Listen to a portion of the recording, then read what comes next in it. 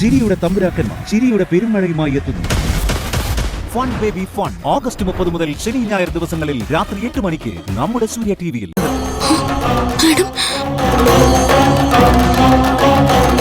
ഞാൻ ഹോസ്പിറ്റലിലേക്ക് പോവാൻ നിൽക്കാണ്, നിങ്ങൾ കൂടെ വന്നോളൂ.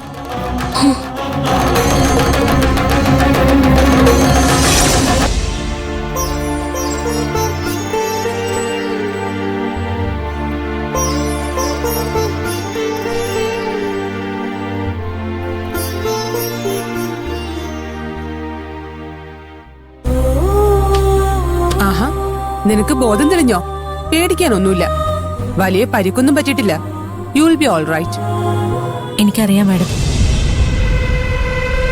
എന്നെ അപായപ്പെടുത്താനല്ല, എന്നെ ആശുപത്രി വരെ എത്തിക്കാൻ വേണ്ടിയാ ഈ പരിക്ക് അക്ഷരാണ്ടി എനിക്ക് തന്നത്. എന്താ നിന്റെ ഉദ്ദേശം? എനിക്കിവിടെ നിന്നും രക്ഷപ്പെടണം മാഡം. അതിനുള്ള എല്ലാ കാര്യങ്ങളും സെറ്റ് ചെയ്തിട്ടാ ഞാൻ അവിടെ നിന്നും പോകുന്നത്. മോളെ, നീ അവിവേകമൊന്നും കാണിക്കരുത്. കസ്റ്റഡിയിൽ നിന്ന് രക്ഷപ്പെടാൻ ശ്രമിച്ചാ പിന്നെ അതിന്റെ കേസും കൂടി നിന്റെ തലയിലാവും. ഞാൻ എന്തിനും തയ്യാറായിട്ടാ ജയിലിൽ നിന്ന് ഇറങ്ങിയത്. എനിക്ക് എന്ത് വില കൊടുത്തും പീതാംബരന്റെ യഥാർത്ഥ കൊലയാളിയെ കണ്ടുപിടിക്കണം. അതൊക്കെ പോലീസിന്റെ പണിയല്ലേ? ഇപ്പോഴാണെങ്കിൽ മഞ്ജു ജോലിയിൽ തിരിച്ചു കയറി ആ കേസിന് പ്രത്യേക പരിഗണന കൊടുക്കുന്നില്ലേ? ചേച്ചി എത്ര പരിഗണന കൊടുത്തിട്ടും കാര്യമൊന്നുമില്ല. ഈ കേസിലെ പ്രതി ആദ്യം ഗിരിയേട്ടനാണെന്നും പിന്നെ ഞാനാണെന്നും ഒക്കെ തീരുമാനിച്ചതും ചേച്ചി തന്നെയല്ലേ? സത്യം പുറത്തു വരണമെങ്കിൽ ഞാൻ തന്നെ ഇറങ്ങിത്തിരിക്കണം. നീ കേസ് അന്വേഷിച്ച് യഥാർത്ഥ കുറ്റവാളിയെ കണ്ടുപിടിച്ചു എന്ന് തന്നെ ഇരിക്കട്ടെ, അപ്പോഴും ജയിൽ ചാടിയതിന് ശിക്ഷ നീ അനുഭവിക്കേണ്ടി വരും. അതിന് ഞാനൊരു വഴി കണ്ടുവച്ചിട്ടുണ്ട്. എന്തു വഴി? അതൊക്കെ ഞാൻ പിന്നെ പറഞ്ഞുതരാം. പക്ഷേ ഇപ്പൊ ഡോക്ടർ എന്റെ കൂടെ നിൽക്കുമെന്ന് എനിക്ക് ഉറപ്പ് തരണം. നീ തിരിച്ച് ജയിലിലേക്ക് തന്നെ പോണം, അതാ എന്റെ അഭിപ്രായം.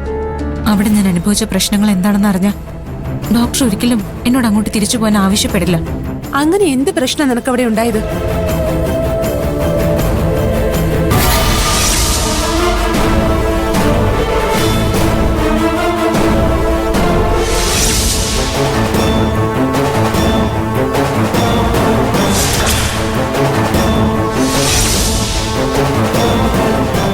ഇങ്ങനെയൊരു സ്ഥലം നമ്മുടെ കേരളത്തിലുണ്ടെന്ന് വിശ്വസിക്കാൻ പറ്റുന്നില്ല.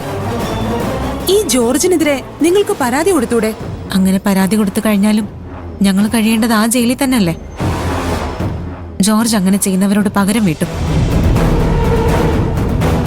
എല്ലാവർക്കും അയാളെ പേടിയാ ഡോക്ടർ. ഞാൻ നിരപരാധിയാണെന്ന് തെളിയുന്നത് വരെ അവിടെ ഞാൻ സുരക്ഷിതയല്ലെന്ന് എനിക്ക് ഉറപ്പായിരുന്നു. എങ്ങനെയാ അവിടെ നിന്ന് രക്ഷപ്പെട്ടേ പറ്റൂന്ന് ഞാൻ തീരുമാനിക്കാൻ കാരണവും അതാ. ശരി, നിങ്ങളുടെ പ്ലാൻ എന്താണെന്ന് എന്നോട് പറയണ്ട, ഞാൻ എന്ത് ചെയ്യണമെന്ന് മാത്രം പറഞ്ഞാൽ മതി. ആദ്യം തന്നെ ഡോക്ടർ എനിക്ക് സാരമായ പരിക്കുണ്ടെന്ന് പറയണം. ഇപ്പോഴൊന്നും ഡിസ്ചാർജ് ചെയ്യാൻ പറ്റില്ല എന്നും പറയണം. അത് എനിക്കിവിടെ കുറച്ചുകൂടി സമയം കിട്ടാൻ വേണ്ടിയാ. എനിക്ക് പരിക്ക് പറ്റിയെന്നറിഞ്ഞാ ഉറപ്പായിട്ടും ചേച്ചി ഓടിയെത്തും. ചേച്ചി ആശുപത്രിയിലുണ്ടെങ്കിൽ എന്നെ തടയാൻ ഉറപ്പായിട്ട് ശ്രമിക്കും. ഈ അവസ്ഥയിൽ ചേച്ചി എന്റെ പുറകെ ഓടാനോ പിടിക്കാനോ ശ്രമിച്ച അത് കുഞ്ഞിനെ ബാധിക്കും. അതുകൊണ്ട് ചേച്ചി എങ്ങനെയെങ്കിലും ഇവിടെ ഒന്ന് ഒഴിവാക്കണം. അതിന് ഞാൻ എന്ത് ചെയ്യാനാ? എന്നെ ജയിലിൽ വെച്ചടിച്ചത് അക്കമ്മ എന്ന സ്ത്രീയാണെന്നും തലയിൽ ഇഞ്ചുറി ഉണ്ടെന്നും ചേച്ചിയോട് പറയണം. ഞാൻ അനുഭവിക്കുന്ന വേദന എത്രത്തോളമാണെന്ന് കേൾക്കുമ്പോ ചേച്ചി ദേഷ്യത്തിൽ അക്കമ്മയെ കാണാൻ ജയിലിലേക്ക് പോണം. ചേച്ചി ഇവിടുന്ന് പോകുന്ന സമയം കൊണ്ട് എന്റെ കൂട്ടുകാർ ഇവിടെ എത്തും. പിന്നെയുള്ള കാര്യങ്ങളെല്ലാം അവര് നോക്കിക്കോളും. അല്ല, മുകുന്ദനെ ഇതെല്ലാം അറിയിക്കണ്ടേ? വേണ്ട, എന്തൊക്കെ പറഞ്ഞാലും ഞാൻ ഈ ചെയ്യാൻ പോകുന്നത് നിയമവിരുദ്ധമായ കാര്യമാ. അതില് വക്കീലിനെ ഉൾപ്പെടുത്താതിരിക്കുന്നതാ നല്ലത്. അദ്ദേഹം മജിസ്ട്രേറ്റ് ആവാനുള്ളതാ.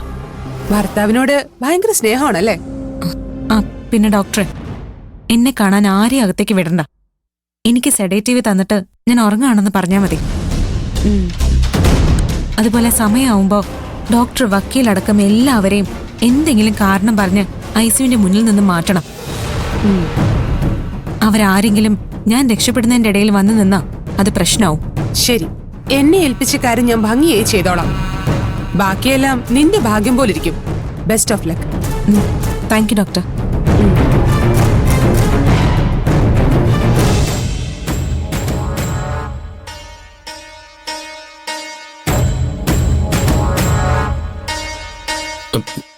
ഡോക്ടർ എന്താ പറഞ്ഞത്? ഒന്നും പറഞ്ഞില്ല, അകത്തുണ്ട്.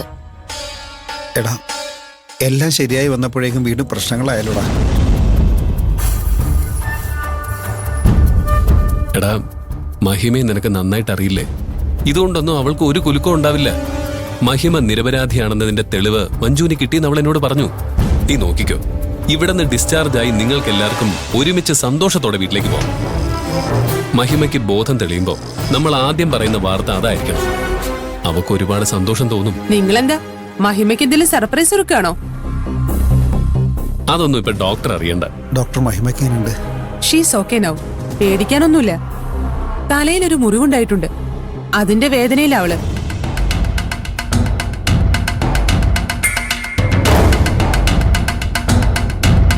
പെയിൻ കില്ലറിന്റെ എഫക്റ്റ് കുറയുമ്പോ വേദന വല്ലാതെ കൂടും. അല്ലാതെ വേറെ കുഴപ്പമൊന്നുമില്ല. എനിക്ക് അവളൊന്ന് കാണാൻ പറ്റുമോ ഡോക്ടർ? ഇപ്പൊ വേണ്ട. അവൾക്ക് നല്ല വിശ്രമമാ വേണ്ടത്. ഞാനവൾക്ക് സെഡേറ്റീവ് കൊടുത്തിട്ടുണ്ട്. അവളിപ്പോ നല്ല ഉറക്കത്തിലാ. അവൾക്ക് എന്താ സംഭവിച്ചതെന്ന് വ്യക്തമായോ ഡോക്ടർ? ആ ജയിൽ സൂപ്രണ്ട് എന്നെ വിളിച്ചു പറഞ്ഞത് വഴുതി വീണ് പറ്റിയ മുറിവാണെന്ന് പറഞ്ഞാ മതിയെന്നാ. പക്ഷെ മഹിമയാരോ ബക്കറ്റ് വെച്ച് തലക്കടിച്ചതാ.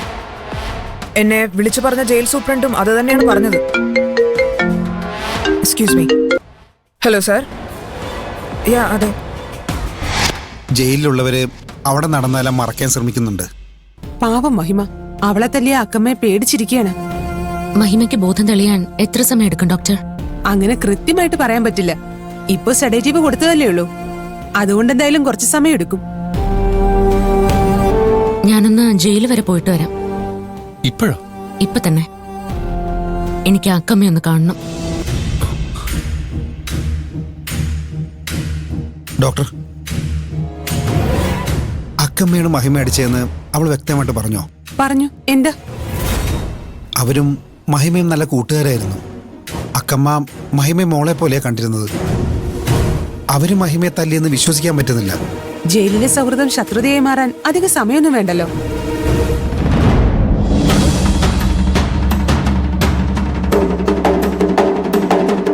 അല്ല, ആരാ ഈ അക്കമ്മ? എടാ, നീ അറിയും, പണ്ടത്തെ അക്ഷര ചേച്ചി. അവരുമായിട്ടാണോ മഹിമയുടെ ചങ്ങാത്തം? അവർക്കെന്താ കുഴപ്പം? നീ ഗോപാലിന് വേണ്ടി ജോലി ചെയ്തുകൊണ്ട് അവരെതിർക്കേണ്ടി വന്നിട്ടുണ്ട്. അല്ലെങ്കിലും അവര് നല്ലൊരു സ്ത്രീയാണെന്ന് നമുക്ക് എല്ലാവർക്കും അറിയില്ലേ? എന്നിട്ടാണോ മഹിമയുടെ തലയടിച്ച് പൊട്ടിച്ചത്? ചുമ്മാതല്ല, ജയിലിൽ എന്ത് തോന്നിവാസവും കാണിക്കാന്ന് മഹിമയ്ക്ക് തോന്നിയത്. അക്ഷര ചേച്ചി കൂടെ ഉള്ളതിന്റെ ധൈര്യമായിരിക്കും. എന്നാലും അവരെന്തിനായിരിക്കും മഹിമ അടിച്ചത്? രണ്ടുപേർക്കും ഏകദേശം ഒരേ സ്വഭാവമാണല്ലോ. എന്തെങ്കിലും കാര്യം പറഞ്ഞ് വഴക്ക് കൂടിയപ്പോ രണ്ടുപേരും വിട്ടുകൊടുത്ത് കാണില്ല.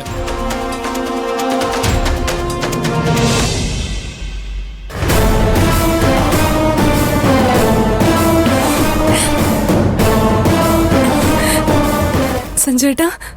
ബേബി, ജോർജ് ഇവിടെ നിന്നെ നന്നായിട്ട് സൽക്കരിക്കും.